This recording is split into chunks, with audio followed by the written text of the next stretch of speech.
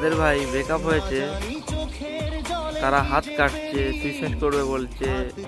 মরার জন্য ভগবান তোকে পৃথিবীতে পাঠায়নি, বাঁচ, নিজের জীবনের মতো করে বাঁচ। আর একটা মেয়ের জন্য জীবন দিতে চাস না। হয়তো একটা মেয়ে কোনো ভালো টাকাওয়ালা ছেলে থেকে বিয়ে করে নেবে, কিন্তু তোর মা 10 দিন 10 মাস গর্ভে ধরে লালন পালন করে মানুষ করেছে একটা মেয়ের জন্য জীবন দেওয়ার জন্য।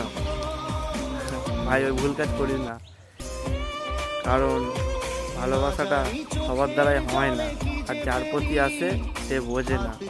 আর ভাই বোঝাতেও যাস না। তুমি একটা কথাই বলতে চাই, মাকে বাবাকে ভালোবাস, আর যে ছেড়ে গেছে তাকে নিজের পায়ে দাঁড়িয়ে তাকে দেখিয়ে দে।